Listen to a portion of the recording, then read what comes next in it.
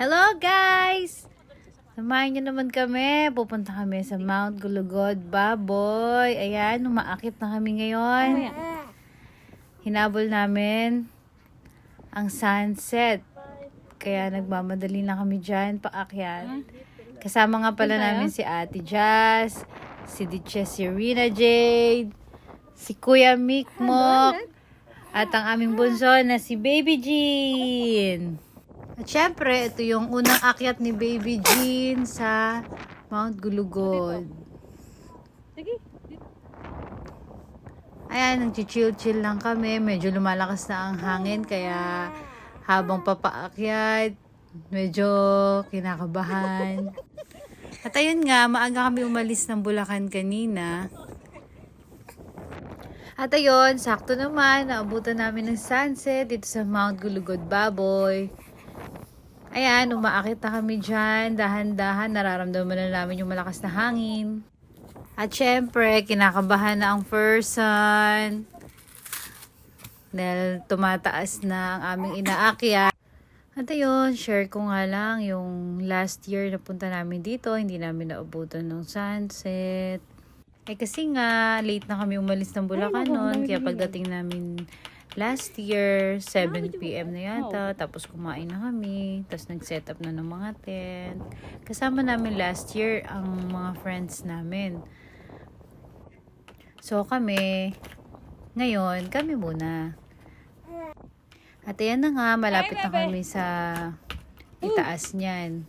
Naku, talaga namang mahangin na. Kami muna ngayon, dahil matagal na namin pinlano to, na mag-camping kami. Pwede daw dyan, Dad?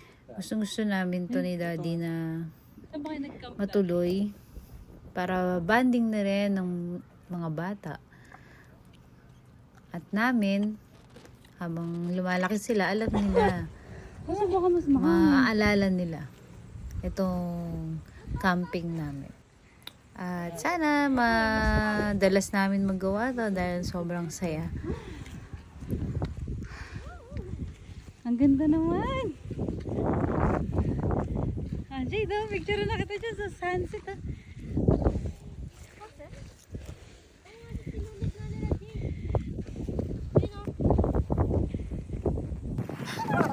Ayun na, tuloy-tuloy lang yung lakad namin. Siyempre, mabalik tayo dito sa ating pag-akyat.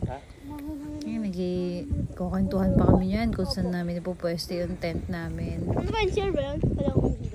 Sabi ko pa nga, wag dito kasi nga, malakas yung hangin. Akin ako naman. Kasama kasi namin si Baby Jean mamaya. Lamigin kami. So, ayan, akit na ulit kami sa susunod. Siyempre, mas mataas na ulit to. Mas mataas na, mas malakas pa yung hangin, kaya si Ate Jazz takot dyan. Oh my God! Yan, tingnan nyo naman yung view, talaga naman. Pataas na kami ng pataas, hindi na kami makatayo. Dahil sa sobrang lakas ng hangin, parang tinutulak ka, para ka magbubuwal. Siyempre ako, bilang nanay, takot na takot ako. Naku po. Dahil kasama naman namin si Daddy, sige lang. Nagtatawa na namin si Ate Jess dito kasi talagang takot na takot siya. At ito naman si Daddy, lakad pa rin ang lakad, palayo na palayo. Sumusunod naman tong si Mick, kaya tawa na tawa si Ate.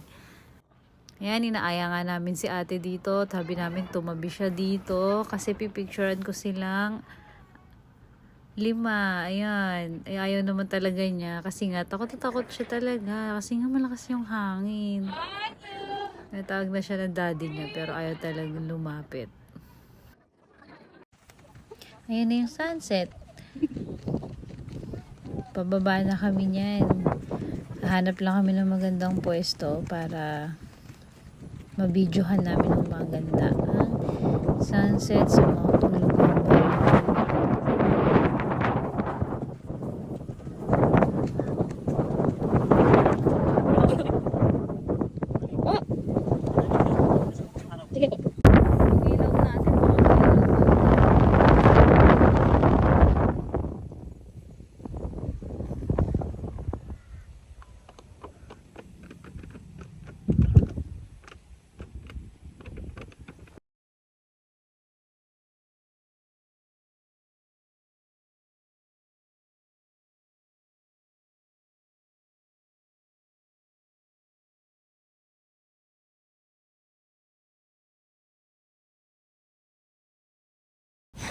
Thank you for watching.